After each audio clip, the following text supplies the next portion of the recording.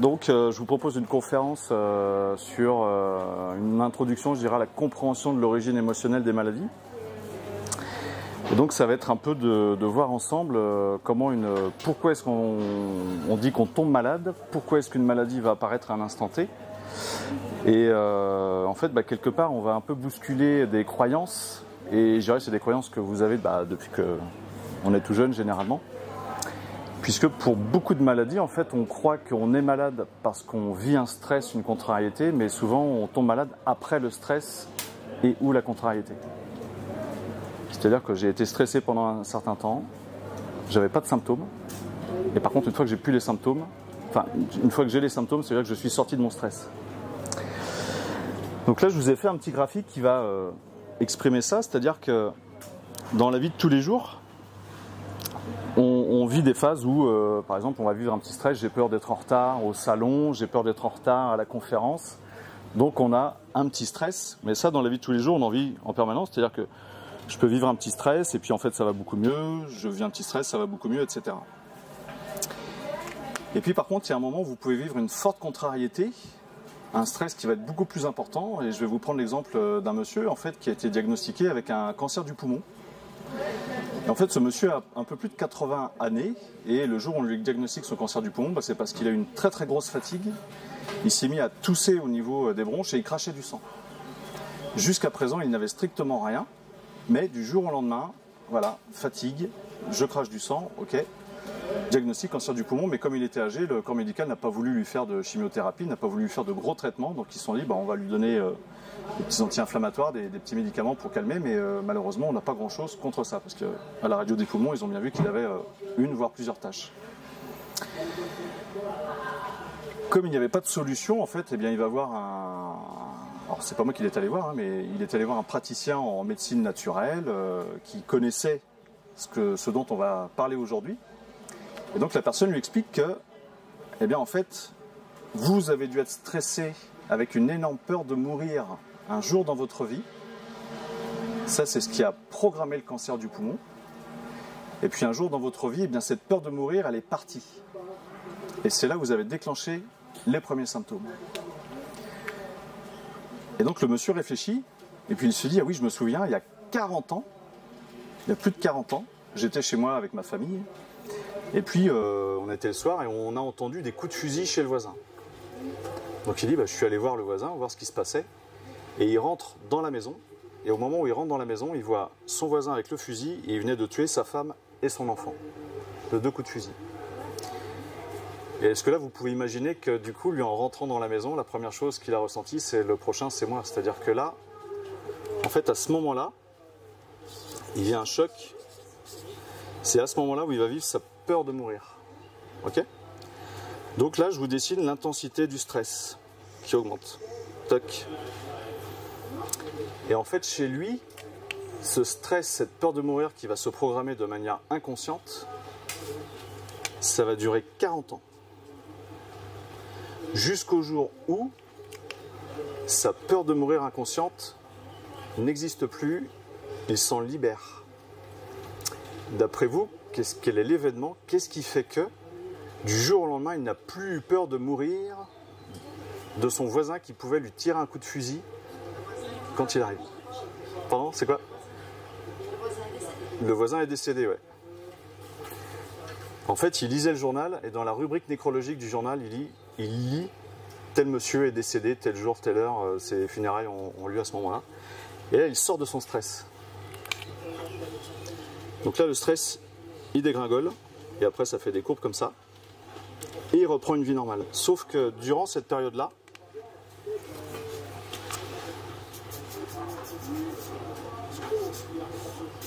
c'est ici où il a les symptômes. Pendant 40 ans, il n'a eu aucun symptôme. Par contre, si pendant les 40 années-là, il avait fait une radio des poumons, on lui aurait détecté une ou plusieurs taches au niveau des poumons. Mais pas de symptômes. En fait, la symbolique du poumon, c'est la peur de mourir, c'est-à-dire que nous, les humains, si on nous prive, quelqu'un de normal, pas quelqu'un qui fait de l'apnée en compétition, évidemment, mais si on vous prive de respirer pendant 2-3 minutes, ça y est, c'est fini, on ne parle plus de vous. C'est-à-dire que pour nous, le fait de respirer, c'est vraiment vital. Qu'est-ce qui fait qu'on prend l'oxygène dans l'air? Ce sont nos alvéoles pulmonaires. Donc la peur du mourir va faire en sorte que le cancer du poumon, c'est je vais développer des poumons super puissants qui vont avoir des échanges gazeux beaucoup plus importants. Et donc en fait je vais avoir un poumon qui va, au niveau des alvéoles pulmonaires, à certains endroits, qui va permettre d'absorber beaucoup plus le dioxygène de l'air. Et quand il sort de sa peur de mourir, eh bien, je n'ai plus besoin de ce qu'on appelle ce programme biologique de survie, c'est-à-dire que je n'ai plus besoin de m'adapter à mon environnement avec cette peur de mourir. Je peux dégager, libérer, évacuer le surplus d'alvéoles pulmonaires. Donc le sang qu'il crachait, c'était les alvéoles pulmonaires qui se dégradaient et qui l'évacuaient, de manière à retrouver des poumons normaux. Il voit tout ça avec son thérapeute. Il se dit, ok, qu'est-ce que j'ai à faire? Rien. Il faut attendre que mes alvéoles pulmonaires soient entièrement dégagées et il n'y aura plus de tumeur au niveau du poumon. Et ben c'est ce qu'il fait en fait. C'est en septembre qu'il a appris que son voisin était décédé.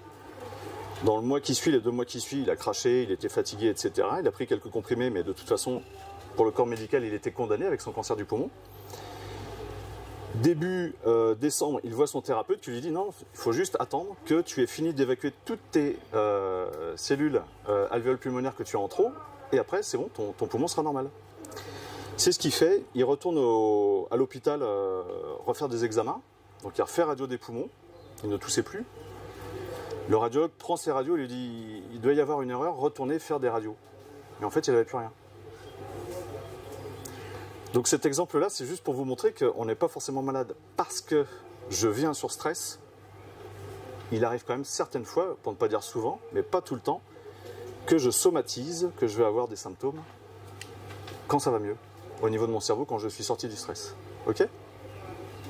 Alors, et j'ai un truc que j'ai oublié de vous dire, si vous avez des questions, on attendra la fin de la conférence. Donc du coup, je vais vous prendre plusieurs exemples pour vous parler de différentes pathologies qui, soit je somatise, je fais ma maladie quand je suis en surstress, ou alors non, c'est quand je ne suis plus en surstress. Et donc je vous propose des petits exemples avec des problèmes de peau, comme l'eczéma, et là, tout ce qui est en vert, ce sont les exemples que je vais vous proposer. J'ai une jeune étudiante qui est guitariste, et elle me dit, je viens de voir parce que, en fait, depuis que j'ai 18 ans, j'ai de l'eczéma au niveau des 2 mains, au niveau des doigts et de la paume. Je lui dis ok, c'est intéressant, donc elle est guitariste. Je pars d'abord sur le fait que peut-être que c'est en rapport avec sa guitare, mais en fait l'eczéma ne va se déclencher que à ce moment-là, quand la personne elle sort de son stress. Et l'eczéma en fait c'est une personne qui s'est sentie séparée, coupée d'un contact agréable ou valorisant. C'est-à-dire que la personne vit un contact agréable et ou valorisant pendant un certain moment de sa vie. Donc ça l'envahit de joie, de plénitude, de gratitude. Elle quitte cet événement-là, et le jour où elle va le retrouver de manière réelle, symbolique, imaginaire, ou virtuelle, c'est là où elle va déclencher son eczéma.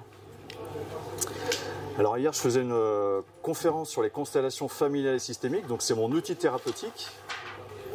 Donc évidemment, en parlant à la personne, elle peut prendre conscience de ce qu'elle a vécu, et des fois la pathologie, on va agir directement dessus, mais en fait en constellation familiale, moi je vais directement chercher au niveau de l'inconscient ce qu'a pu vivre la personne ou son ancêtre, et c'est ça que je vais aller débloquer. Et je lui dis, quand tu avais 3-4 ans, est-ce que t'étais pas sur les genoux de maman, et maman pouvait t'emmener en voiture, et t'étais la petite fille fière de conduire la voiture de maman? Et s'en est rappelé, elle me dit, oui, je me souviens, en effet, maman elle m'emmenait, et la gamine en fait qu'elle était, elle était sur les genoux de sa mère à tenir le volant.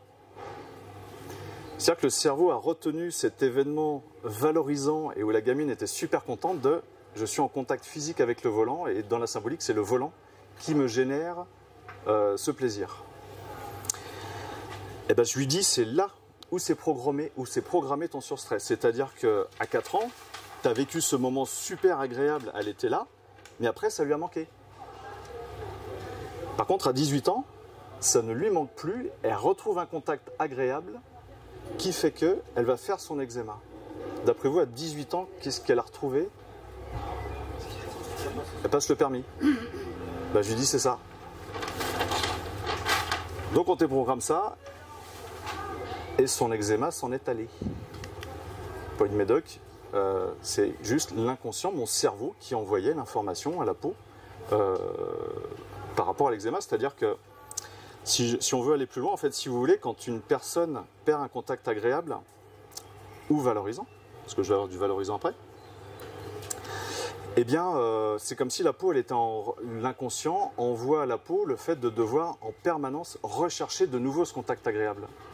Et si on faisait vraiment une vue au microscope de la peau, eh bien, elle est beaucoup plus fine, et c'est comme si elle était un petit peu hachurée, déchiquetée pour augmenter la surface de contact.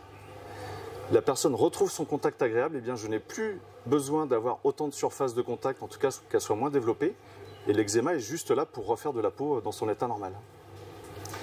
Si on n'avait pas trouvé ça, eh bien, comme elle est guitariste, peut-être que plus tard, elle aurait pu faire aussi un autre eczéma. Bah oui, je quitte ma guitare parce que je m'en vais en vacances, je ne joue pas de guitare, c'est mon objet fétiche avec lequel je joue. Et en fait, le jour où elle se remet à jouer de la guitare, elle peut se faire de l'eczéma. Vous voyez ? J'ai une personne sportive qui vient me consulter.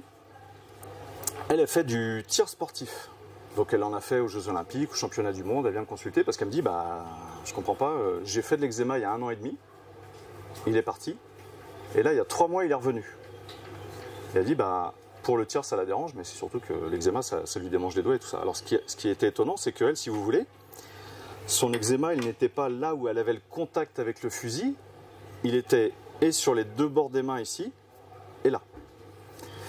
Donc en fait, ce qui est intéressant, c'est que quand on mène une enquête sur une maladie, ben on peut se dire, ah ben, si, c'est le fusil qui l'a manqué à un moment, c'est ce que j'ai appris, c'est ce que je transmets, c'est une perte de contact agréable avec le fusil. Ben oui, mais c'était pas ni l'index, ni ici. Je me suis dit, en fait, ça n'a rien à voir avec le fusil, c'est autre chose. Donc là, c'est pareil, on fait une constellation, et bah, c'est la magie des constellations. Je ne sais pas s'il y en a qui en ont déjà fait ici. Il y en a qui en ont déjà fait des constellations familiales, non ? En groupe, ouais, ok. En fait, bah, vous pouvez vraiment ressentir ou visualiser ou entendre ce que la personne a vécu à l'instant T, il y a 10 ans, 20 ans, 50 ans, 200 ans pour un ancêtre, mais il n'y a pas de limite de temps. Je lui dis, est-ce qu'il n'y a pas un moment dans ta vie où tu as pris de l'eau comme ça avec tes mains ? Et en fait, l'eau, elle a dû la prendre, donc vous voyez, la surface de contact, c'est ici, et l'eau a coulé après ici. Elle me dit, si, ça m'est arrivé une seule fois dans ma vie. J'avais 16 ans à peu près, j'étais avec ma famille, mes parents, mes frères et sœurs. Et elle m'a dit, pour moi, c'était un moment majestueux. Ils étaient en Corse, en pleine montagne. Elle m'a dit, à un moment, on est arrivé face à un lac. C'était magnifique. Et elle a pris de l'eau comme ça.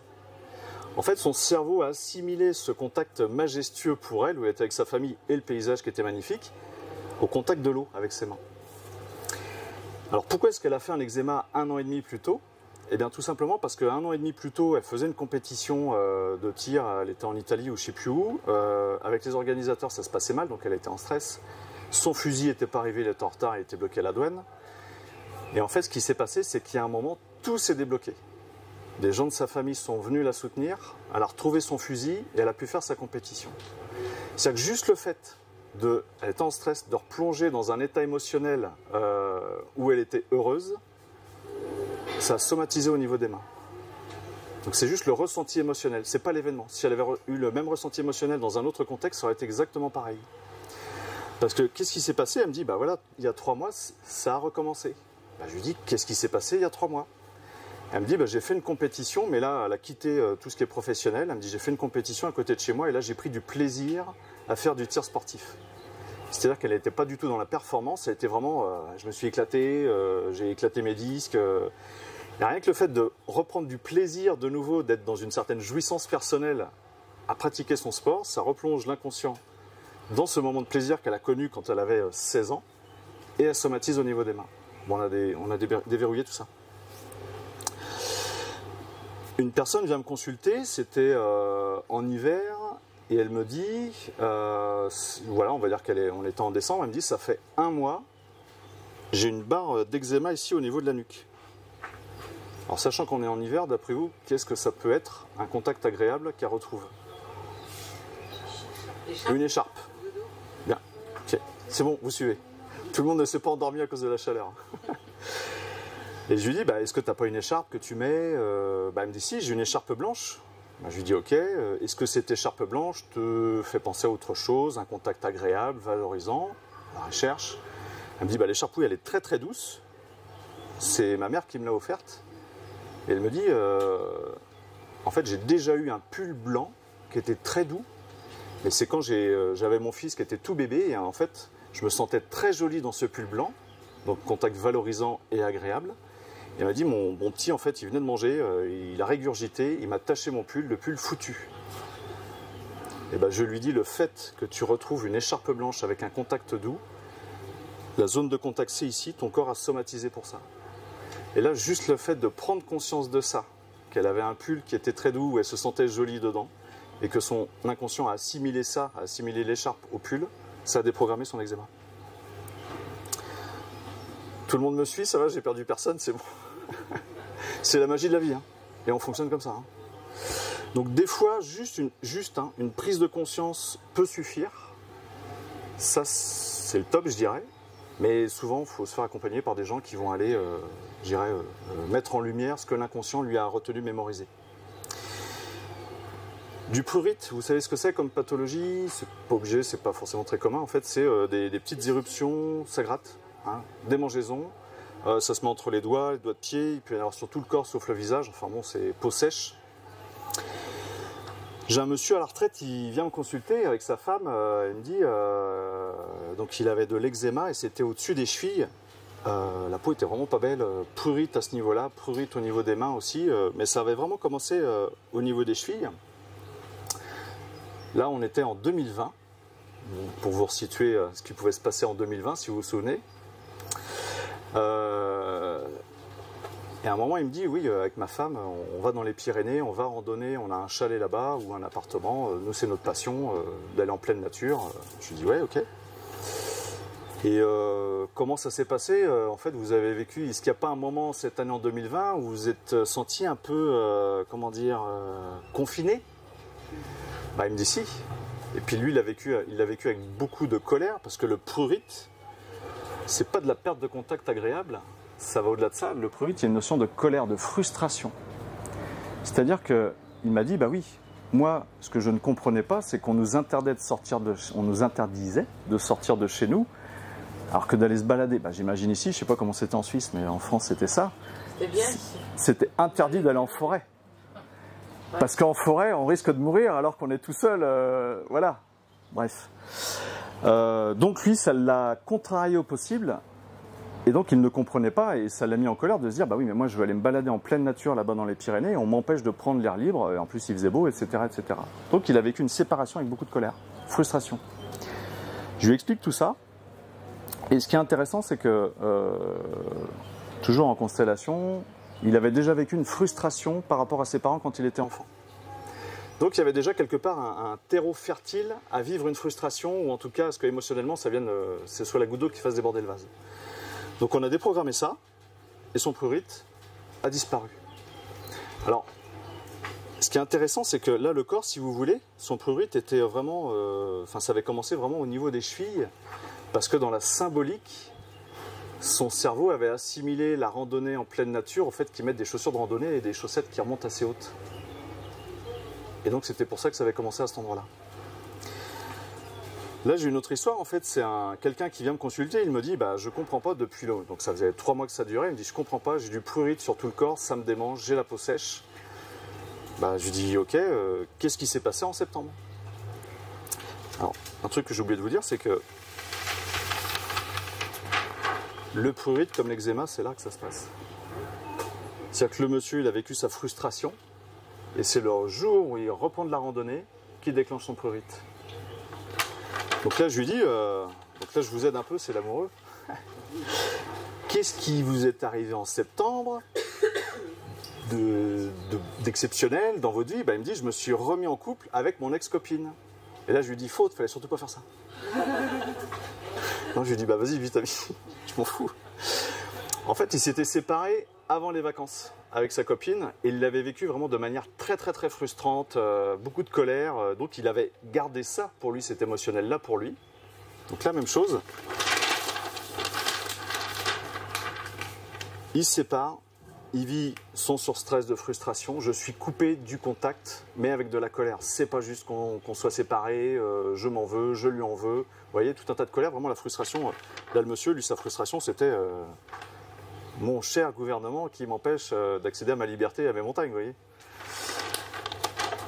Donc même chose, on met ça en lumière, on va chercher l'émotionnel qui est enfoui au milieu de son inconscient, on libère et le prurite s'est calmé en quelques semaines. Alors ça prend un peu de temps parce que c'était vraiment sur tout le corps, mais ça s'est calmé. Et la peau qui était hyper sèche, qui tirait, c'est pareil, elle est redevenue avec une peau beaucoup plus normale.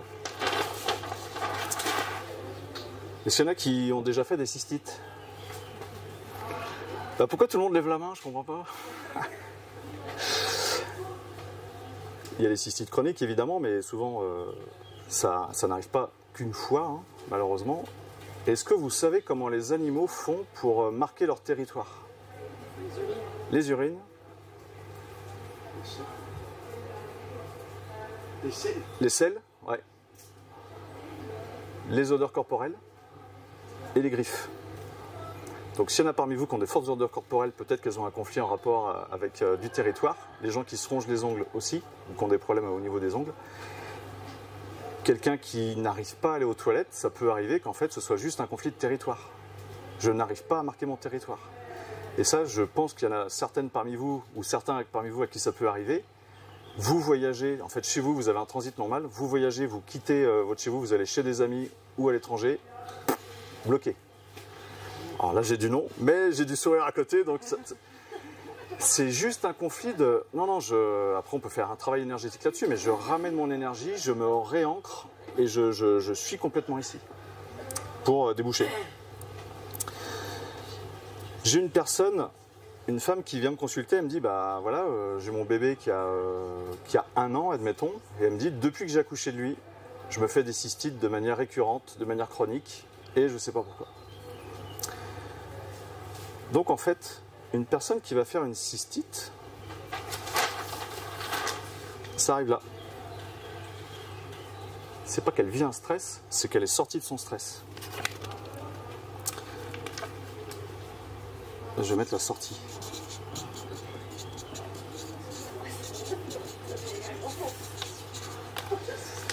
Et ça veut dire qu'ici, ça peut être 1 heure, ça peut être 1 semaine, ça peut être des mois.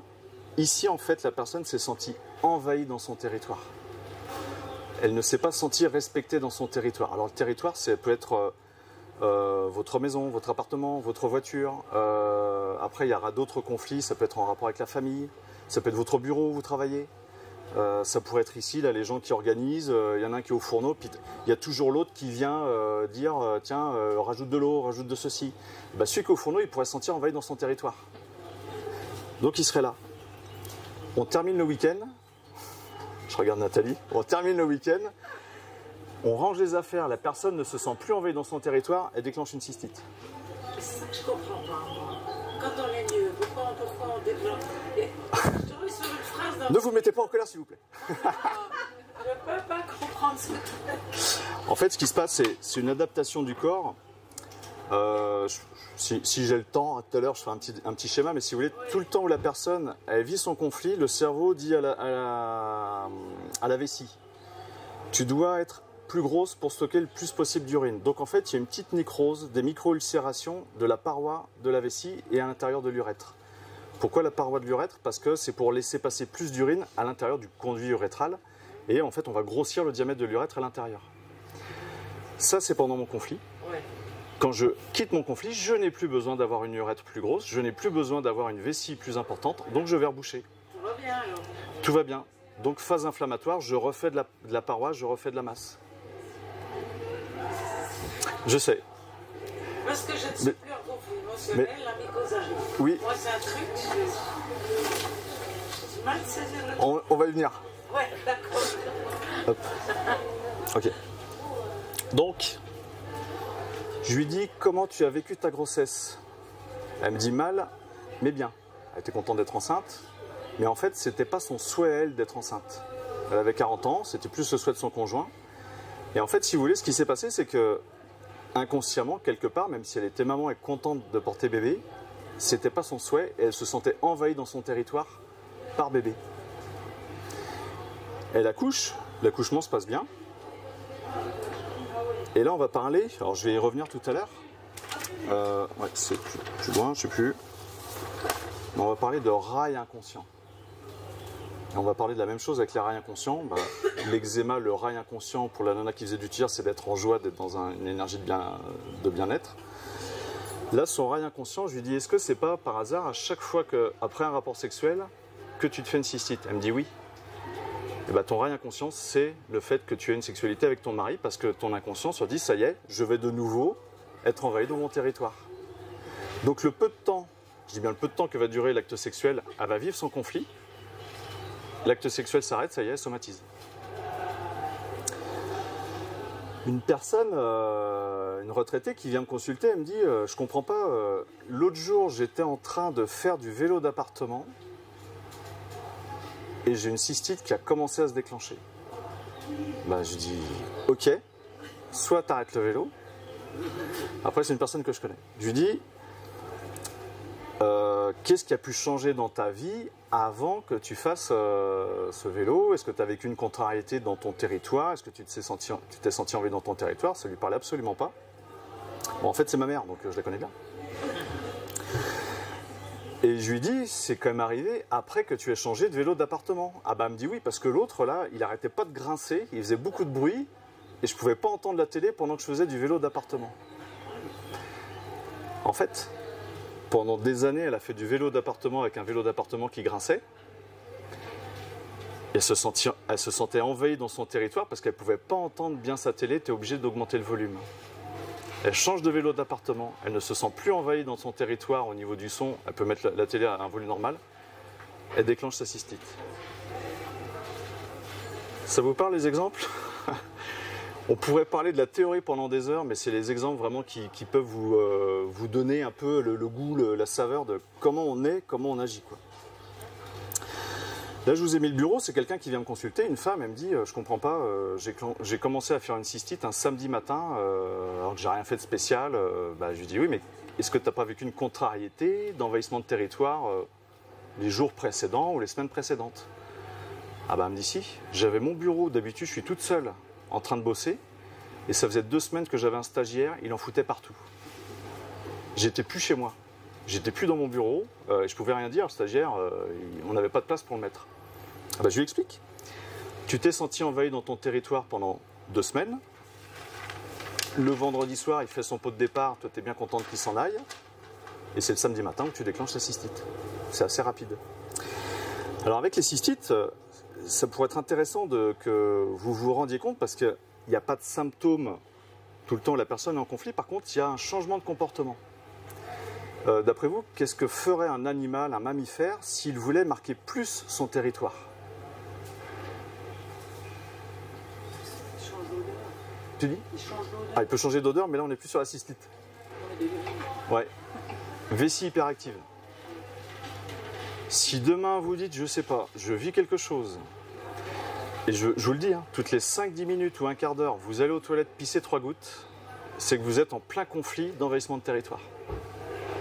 Donc là, écoutez-vous, dites-vous, alors attends, qu'est-ce qui me stresse, qu'est-ce qui me contrarie, qu'est-ce qui fait que je ne me sens pas respecté dans mon territoire, je me sens envahi. Et à mon avis, vous aurez la réponse. Hein. Vous allez vous dire, bah oui, c'est un tel, voilà, je suis au fourneau, l'autre il se pointe tout le temps et j'ai tout le temps envie d'aller faire pipi, bah oui, c'est vessie hyperactive.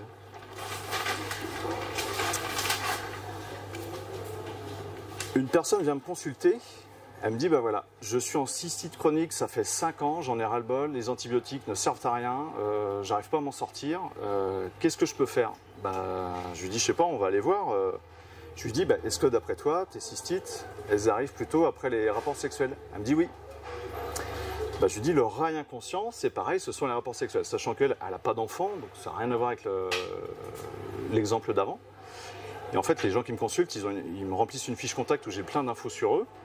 Et je lui dis, bah, ce qu'il y a, c'est que souvent, parce que c'est pas le premier cas que j'ai eu, hein, j'en ai eu plusieurs, souvent une femme en fait qui va se faire des infections urinaires après les rapports sexuels, c'est qu'elle aura certainement connu à un moment ou à un autre dans sa vie un ou des rapports sexuels où elle ne se sera pas sentie respectée dans son territoire, mais elle, son féminin, son territoire sexuel.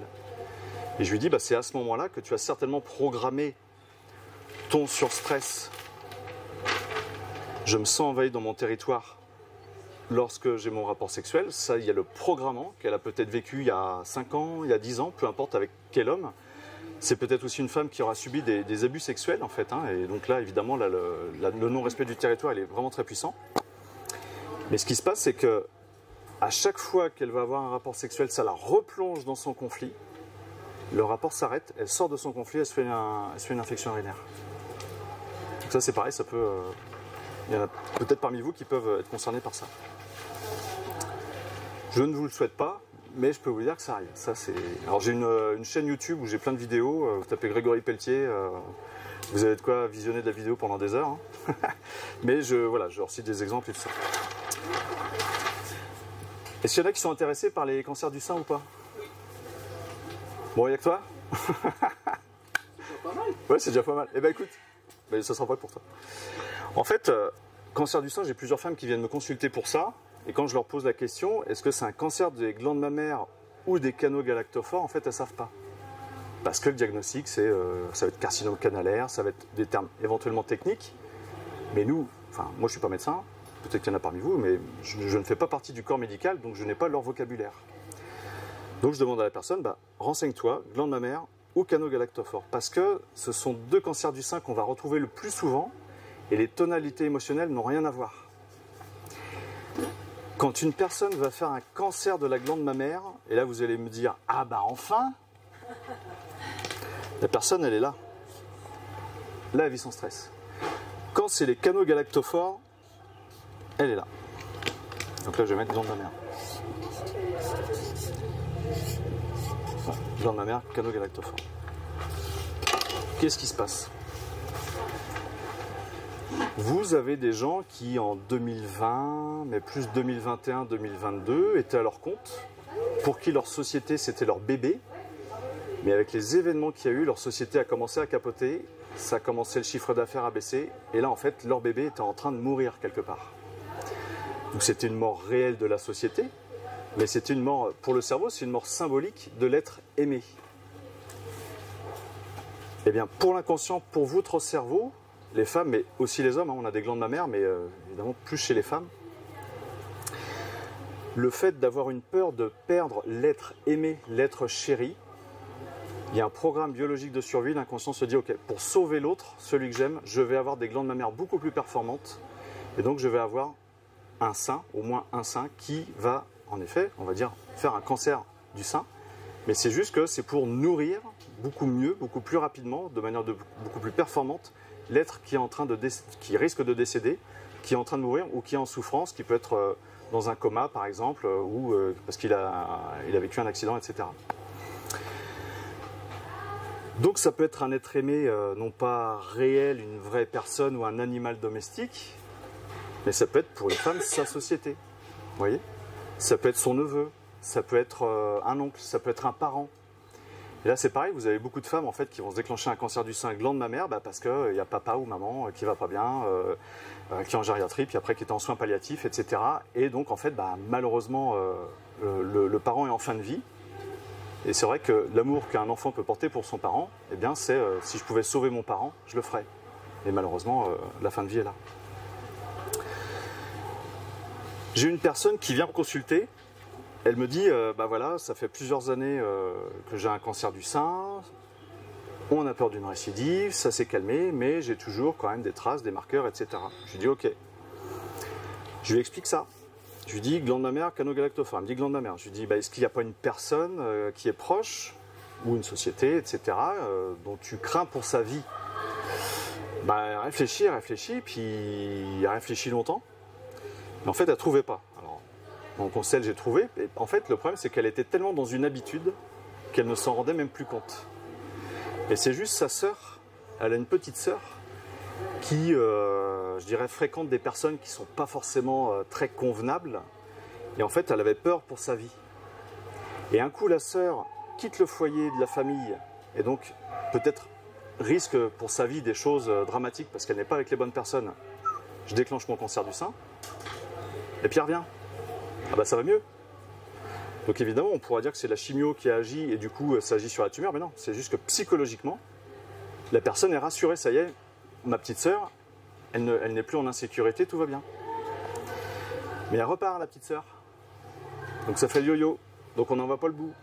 Donc du coup, c'est vraiment d'aller chercher chez la grande sœur, donc ma cliente. Qu'est-ce qui fait qu'elle a cette peur pour sa petite sœur? Là, c'est pareil, on va trouver des programmants liés à l'enfance, etc. Donc, on va déprogrammer tout ça. J'ai une femme qui vient me consulter. Alors, des fois, il y en a qui n'ont vraiment pas de chance. En fait, elle me dit, voilà, j'ai fait un cancer du sein il y a 5 ans. C'est rétabli, pas de souci. Et par contre, elle me dit, là, je suis en train d'en faire un deuxième. Ah, bah, je lui dis, ok, on va aller voir ça. Je lui dis, bah, est-ce que, même chose, vous comprenez le discours, est-ce que t'as pas en ce moment un surstress de peur pour une personne, etc., etc. Et elle me dit, ben, si. L'autre jour, en fait, on a un voisin, je le censurerai en fait, je m'enregistre, mais je le censurerai, c'est un gros connard, quelqu'un d'hyper violent. Elle m'a dit, j'ai commencé à me prendre le bec avec lui, mon mari est intervenu, le voisin a débarqué, il a cassé la gueule à mon mari. Et il s'est retrouvé aux urgences et en réa. Donc là, son surstress de peur de mourir, pour son mari, il était plus. C'est là où elle a déclenché son cancer du sein.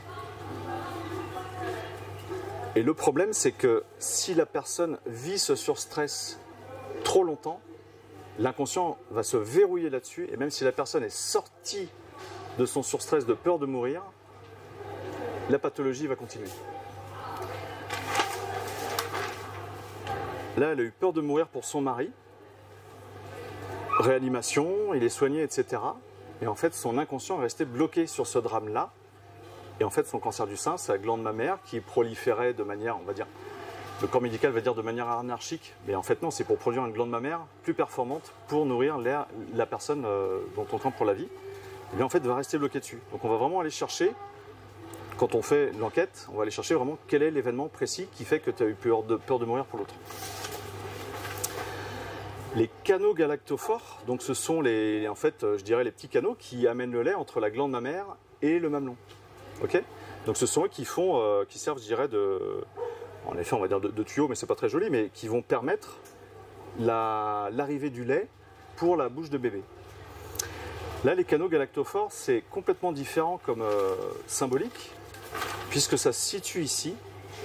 Et là, c'est pas une peur de mourir qu'on va avoir pour l'autre, c'est une perte de communication, une augmentation de la distance avec l'autre. C'est ça le surstress. Et en fait, je vous ai mis 2 exemples. Une femme qui vient me consulter, elle me dit, voilà, j'ai un cancer du sein, lequel canaux galactophores, je lui dis, ok, depuis quand?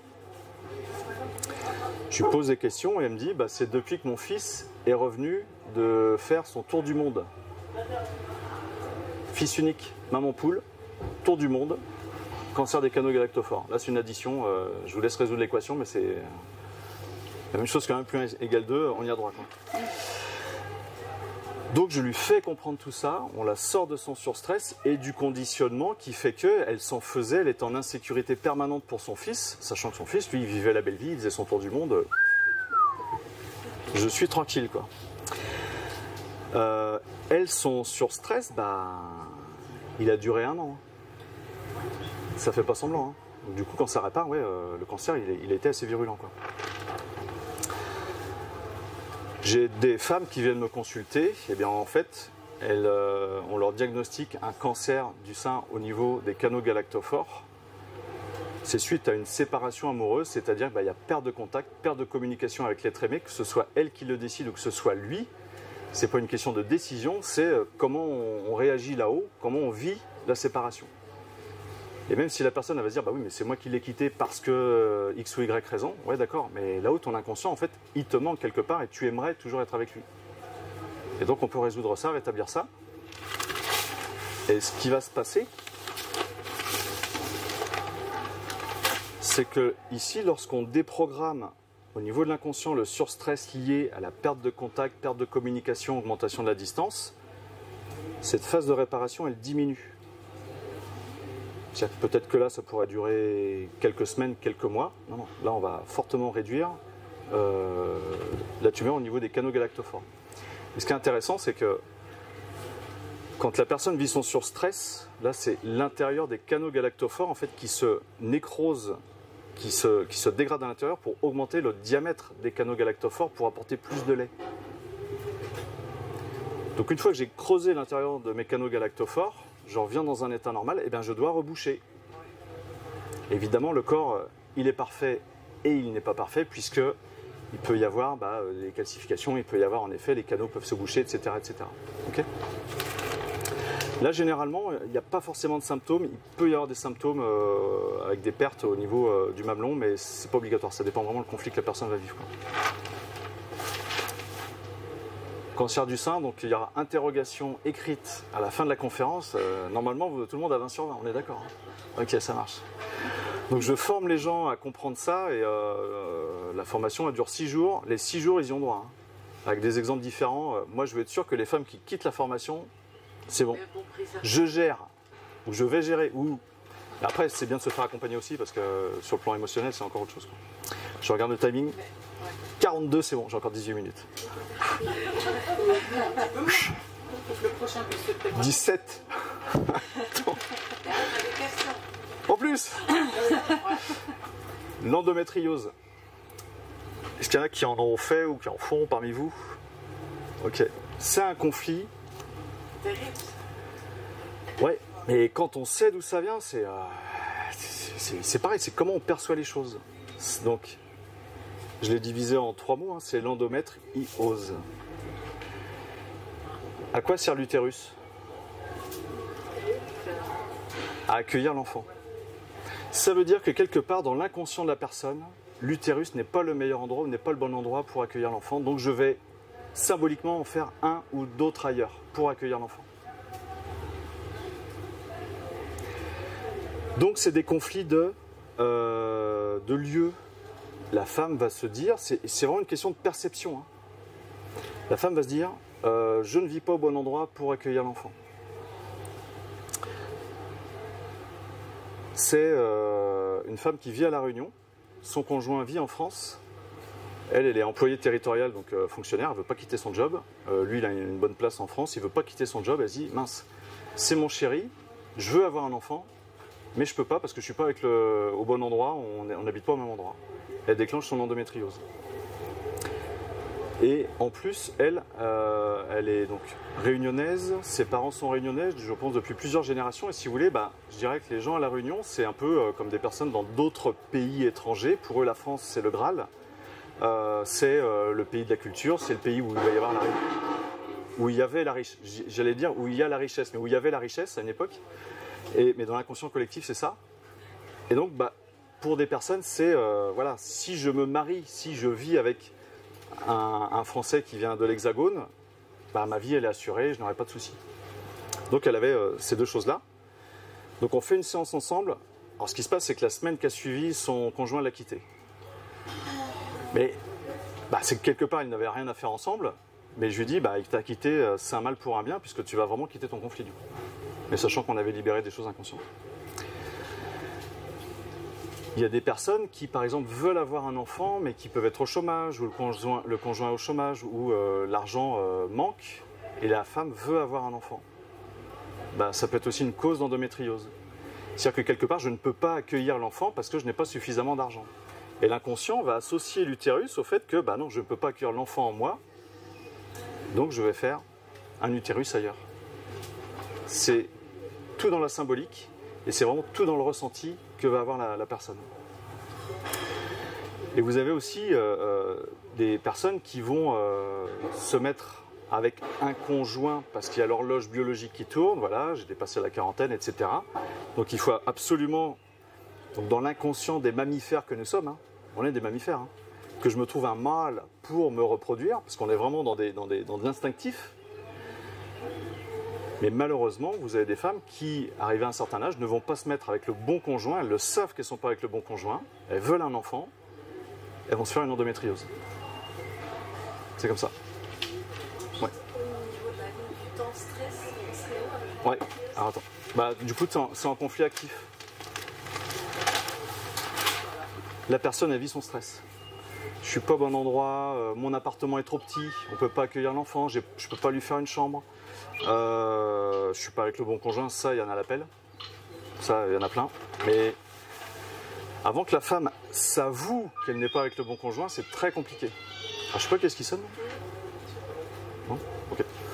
J'ai une femme qui avait 2 partenaires et elle voulait avoir un enfant. Je lui dis oui, mais tant que tu es avec les deux, c'est pas possible. ni l'un ni l'autre ne correspondent en fait, parce qu'elle a 2 partenaires. Et je l'ai pas revu après. Non, mais il y a des vérités qui dérangent. Moi, je suis pas là pour dire à la personne ce qu'elle veut entendre, je suis là pour lui dire ce qu'elle a besoin d'entendre. Donc maintenant, elle accepte pas, voilà, ça lui appartient. On va parler un peu de rhumatologie. J'ai beaucoup de personnes, donc j'ai mis la fausse fibromyalgie et la vraie fibromyalgie. Alors j'ai un exemple d'une personne qui me consulte. C'est pareil, je la connais bien, c'est ma belle-mère. Elle me dit, bah voilà, on m'a diagnostiqué une fibromyalgie. Je la connais, hein, bon, dans ma tête, je me dis non, c'est pas possible. Elle me dit, j'ai mal, épaule gauche, je suis toute bloquée ici, dans le dos, j'ai des douleurs, donc je fais de la réduc, j'ai un traitement antidouleur, anti-inflammatoire. Et ça fait rien en fait, ça diminue la douleur, mais elle a toujours sa fibromyalgie. Je lui dis, oui, mais toi, c'est pas une fibromyalgie que tu as. Alors, sachant que je suis pas médecin, mais c'est parce que je la connais, je me suis permis de lui dire ça. Je lui dis, tu serres des dents.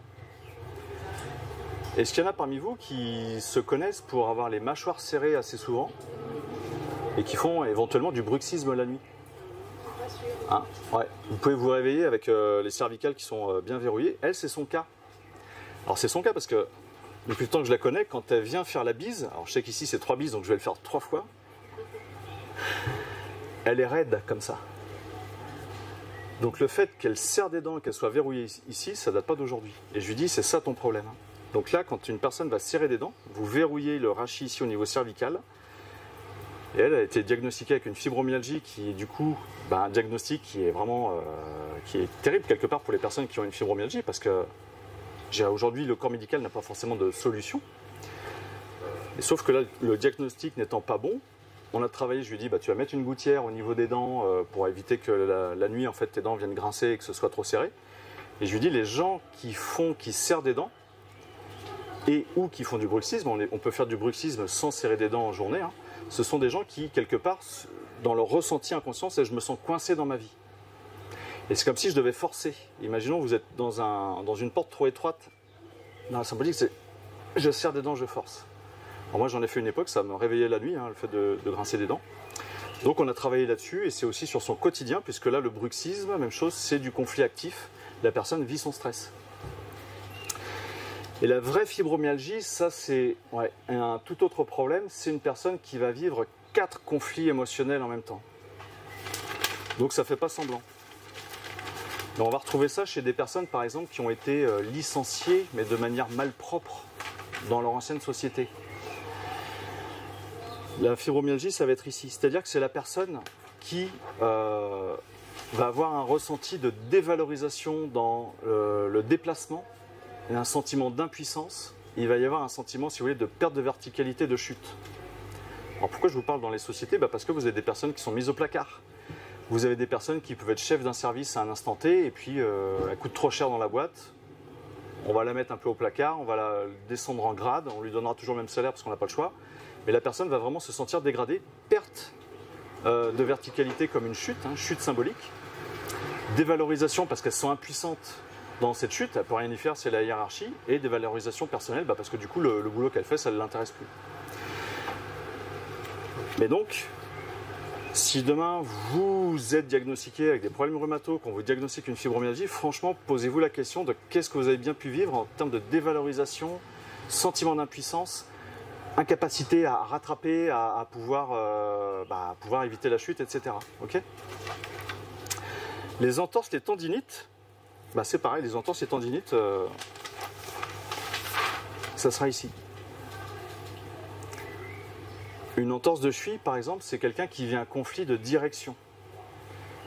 Et donc, comme les personnes qui se sentent coincées dans leur vie, on se sent coincé quand on ne sait pas quelle direction prendre, ou bien j'ai 2 choix et je ne sais pas quel choix prendre. Ou bien je me sens coincé dans une situation, je voudrais changer de métier, je voudrais changer de mari, je voudrais changer de je ne sais pas quoi. Et je ne peux pas, je me sens coincé. Je n'ai pas les finances, je n'ai pas la liberté nécessaire, etc. Donc tendinite et entorse, ça va se situer ici. Donc quand c'est les chevilles, en fait, c'est des gens qui ont un conflit de direction avec une certaine contrariété, c'est-à-dire je ne savais pas quelle direction prendre parce que je ne savais pas quel était le meilleur choix pour moi. Eureka, j'ai trouvé. Vous pouvez être sûr que la personne va se faire une entorse assez rapidement dans les jours qui suivent, voir si c'est pas dans l'heure. Les tendinites, ça va être dû à des dévalorisations. Imaginons, vous avez le tennis elbow, je sais pas, il y en a qui jouent au tennis parmi vous?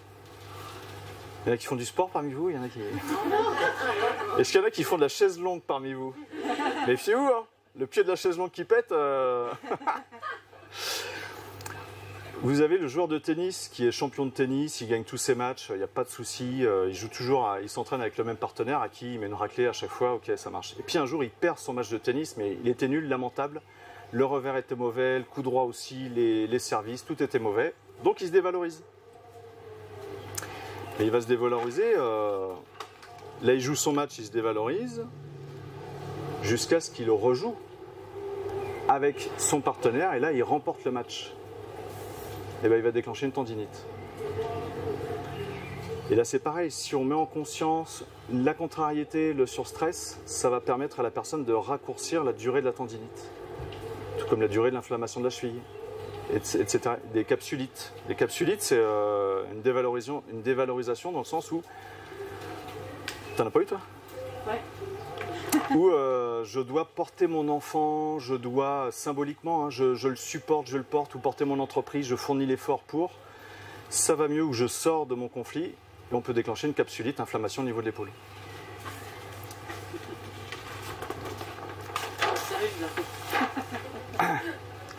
Les allergies, ça vous intéresse ou pas? Oui. J'ai pas entendu. Les allergies, ça vous intéresse ou pas? Oui. Tac, 53. Bon, j'ai 6 minutes. Les allergies, toutes les allergies, c'est dû à un surstress que la personne a ressenti lors d'une séparation.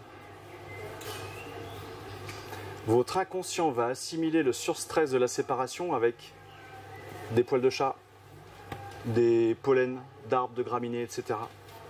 Du froid, de la lessive, des textiles, des matières. C'est-à-dire que pendant que vous allez vivre le stress, si jamais il y a un chat, ou vous vivez un stress avec une séparation avec un chat, souvent j'ai ça, non pas, j'ai pas dit j'ai chat, mais j'ai ça.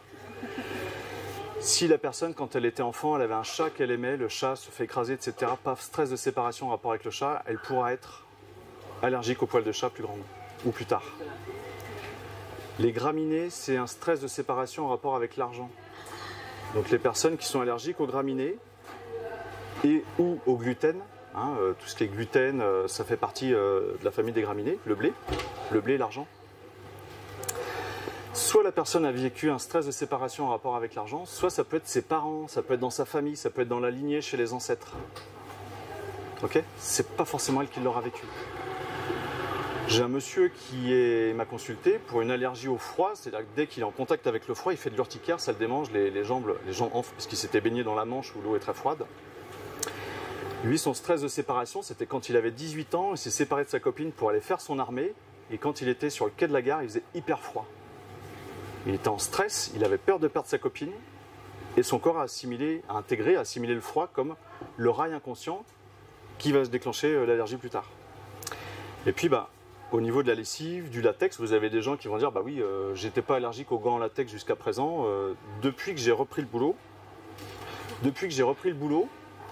je supporte plus les gants en latex. Si c'est une personne dont le travail lui plaisait beaucoup, elle peut très bien se faire un eczéma ou une allergie, par exemple, aux gants en latex, parce qu'elle retrouve le contact agréable. 55, il me reste quelques minutes. Super, je termine par mon dernier chapitre qui est bonus. Est-ce qu'il y en a parmi vous qui ont souvent, pas aujourd'hui parce qu'il fait chaud, mais souvent une sensation de bouche sèche ou gorge sèche et qui se sentent obligés de boire des petites gorgées d'eau? Ok. Est-ce que du coup vous avez pu vous dire, je comprends pas, des fois je gonfle, je prends du poids et je mange pas plus, quoi. Ouais. Certainement que vous faites de la rétention d'eau. La rétention d'eau, en fait, c'est au niveau des reins. Vous avez on appelle ça les canaux collecteurs des reins. C'est pareil, ils vont se boucher à l'intérieur pour retenir l'eau. C'est un programme biologique de survie. Et souvent, les gens qui vont avoir ça, c'est ce qu'on appelle aussi le conflit du réfugié. Ce sont les gens qui ont tout perdu. Donc, vous pouvez avoir des gens pour qui, si je perds mon métier, j'ai tout perdu. Ils vont passer en mode survie, ils vont faire de la rétention d'eau. Une maison qui brûle, évidemment, mais c'est le conflit du réfugié, parce qu'on imagine bien que les réfugiés, ils ont subi la guerre, ils ont perdu la famille, leur maison, leur emploi, ils ont tout perdu, et ils peuvent arriver avec les caissières de verrouillés, rétention d'eau. C'est les personnes pour qui, quelque part, le ciel m'est tombé sur la tête.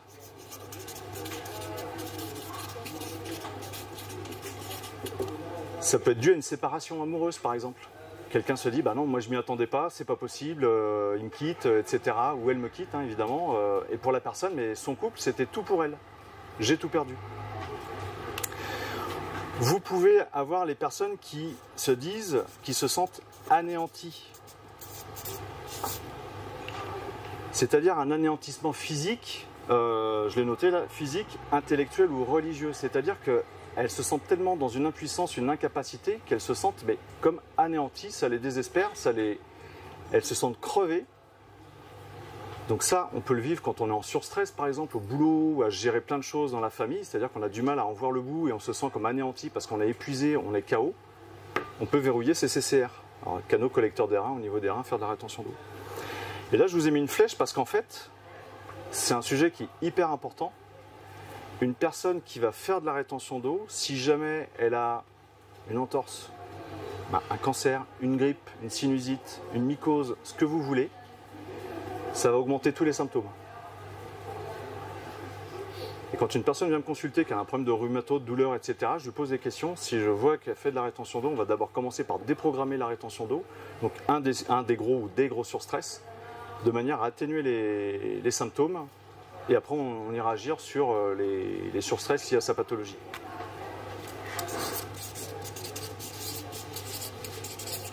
Est-ce que vous avez des questions? Ouais. Par rapport au lac, les allergies, c'est tout à cause d'une séparation. Ouais. Ce qui avait marqué tout à l'heure. C'est un stress, surstress en rapport avec une séparation. Et les lactoses, c'est par rapport à la mère, séparation avec la mère. Ah non. Je vais pas partir. Là, c'est avec la mère, non. C'est pas forcément avec la mère. La peau, tu veux dire avec la mère? Hein? La peau, tu veux dire avec la mère? Non, le lactose. Ah, le lactose. Le lactose. Ouais. Donc là, c'est d'aller voir maman quand elle était enceinte. Est-ce qu'elle voulait allaiter bébé? Est-ce qu'elle vivait pas un conflit pour allaiter bébé? Et bébé peut être allergique au lactose, mais c'est parce qu'elle a pris le surstress de maman. Ou voilà, si maman a vécu un surstress, mais généralement c'est par rapport à l'allaitement. Hein. D'autres questions? Ouais. Oui, toi. Qu'est-ce qui fait que, par rapport à certaines personnes qui ont un même choc, par exemple, Ouais. bon, on va prendre les chats, certaines personnes vont développer, Oui, et puis d'autres pas. on n'a pas la même sensibilité. C'est ça. Ouais. Imaginons, là, il y a une voiture qui roule sur le parking, il y a un chat qui traverse juste devant la voiture. Bah, il y a Dominique qui va se dire, qui va crier, qui va faire des bonds parce qu'il va se dire les chats, moi j'adore ça, j'ai eu peur pour lui. Oui. Je sais pas comment vous appelez. Jean-Louis. Jean-Louis qui va dire oh, les chats c'est bon, j'en ai ras le bol, si ça avait été un de moi, ça m'aurait fait du bien. Tu vois? S'ils ont eu, sur une autre maladie, un même choc en étant Ouais. enfant. Ouais. Moi j'ai le choc, t'as le choc, on a le même. Oui. Et puis 20 ans après, toi tu vas réagir, tu vas développer une maladie. Et moi pas du tout. Non, Parce que alors, c'est quoi cette différence? c'est la sensibilité des personnes. Hein. Comment je le vis? Ouais, Comment je l'ai vécu exactement. petit? Comment tu vas percevoir l'événement? Comment je l'ai vécu Ouais. petit? Comment je vais percevoir l'événement? Ouais. Ok. Là, le chat qui traverse, toutes les personnes ici vont décrire la scène. Il y en a qui vont décrire la scène, il y en a qui vont dire leurs émotions. Et il y en a qui vont dire oui, bah, c'est un chat qui traversait. D'accord. Ça, ils auront même à peine remarqué le risque d'accident. Et j'ai encore une deuxième question. Quand on parlait d'une réaction, par exemple, qu'une personne, on sait qu'on va perdre un être cher, donc on va développer quelque chose. Si on sait que forcément cette personne va partir, forcément on n'a pas envie de vivre autrement, on peut anticiper Ouais. le soin Ouais. par la constellation familiale ou Ouais. tout. Ouais. On désensibilise la personne de son a priori par rapport à la vie et à la mort. Il y a des situations inévitables. Ouais. Ok. Ouais, tout à fait. Ouais. On apaise le mental, non, c'est bon. Là, c'est vraiment un rapport à la vie. Hein. C'est même des questions philosophiques. Quoi. Ouais, voilà. Mais c'est ça qu'on va aller chercher. Ouais. D'accord. Ouais. Ça fait du bien. C'était la seule question que j'avais, c'est Ouais. parfait. Vous avez d'autres questions? Eh ben c'est fini. Merci à vous. Bonne journée. J'ai écrit un bouquin.